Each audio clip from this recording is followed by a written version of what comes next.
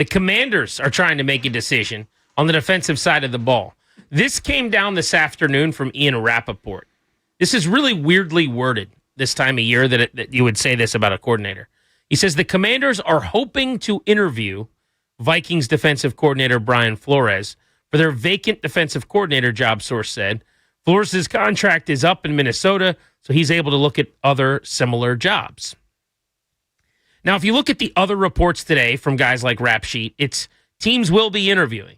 So-and-so has requested permission to interview. That is not the terminology used here. It's not that they requested to talk to Flores. It's not that he will be interviewing or that he did interview. It's they are hoping to interview. I found that odd. That is an odd turn of phrase. The only thing I can assume, he didn't say this is a guess, is that maybe he is not interviewing for DC jobs yet because he is still interviewing for head coaching jobs. And I don't know this to be the case. Maybe Dara, see if you can find that Flores has interviewed for any DC jobs. But I'm guessing, possibly, that his agent went, hey, we're going to do the head coach thing first. If he doesn't get any jobs, then we'll start making the rounds on defensive coordinator. But the diction here of they're hoping to interview is very, very different than what you hear with everybody else, and I find it weird. Here's my thought on that, and this is just me spitballing.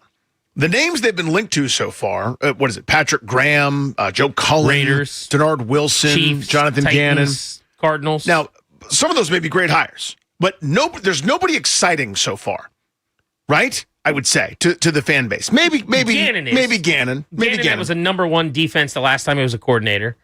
Just fired as a head coach. Yeah. Good DC. Three years of bad defense in Arizona. I'm thinking spitballing out loud here. The biggest name right now in defensive coordinating is Brian Flores. Now, Jim Schwartz, a couple other guys are up there certainly, and Vic Fangio's not leaving up 95. But maybe it's a way to go after we hired an offensive coordinator internally that's never been a quarterback's coach before, that we just bumped him up 17 steps up the ladder to be in charge of our OC in this guy to have a year. We want to let everybody know we're trying to get a big fish too. We didn't really bother with Mike McDaniel. We didn't bother with any other hot name OC we hired internally. We just want you guys to know that it wasn't for lack of trying that we tried to get the biggest name in defensive coordinating. That's how it reads to me. That could be nonsense, but that's how it feels. Yeah, I think that's very possibly what happened, but that would provide credence to or like confirm what I'm suggesting, my theory. It's not real, yeah. Which is that this is just somebody getting the word out that, yeah, we'd like to talk to Brian Flores because everybody over there knows that would be the dream hire for all the fans. And I think a lot of media, that would be put over very, very well.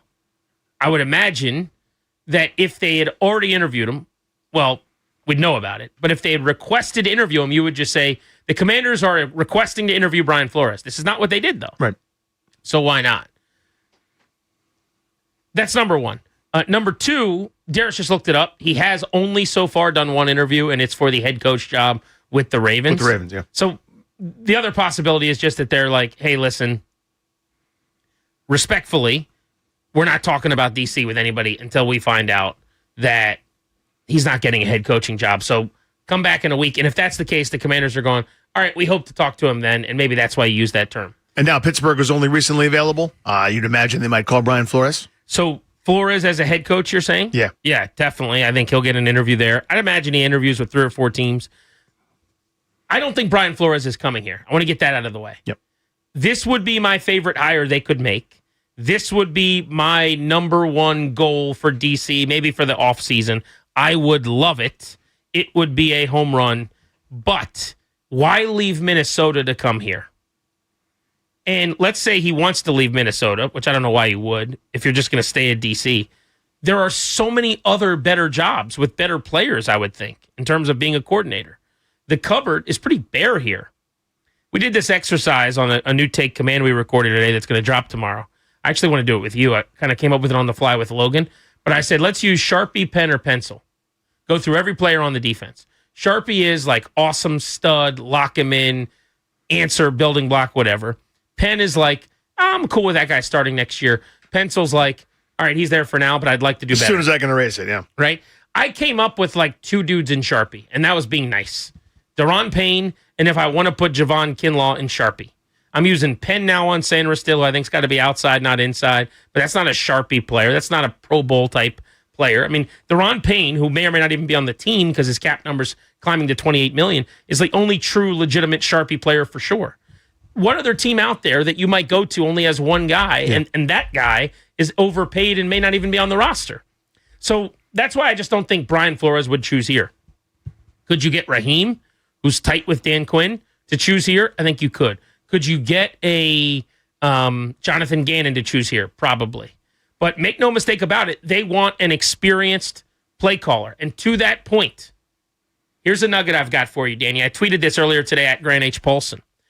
So I was in contact with somebody over there. I said, what's going on with Al Harris? You and I were talking about this last night. Yep. And it pretty clearly became evident to me they are not going to go young and up and coming with this hire.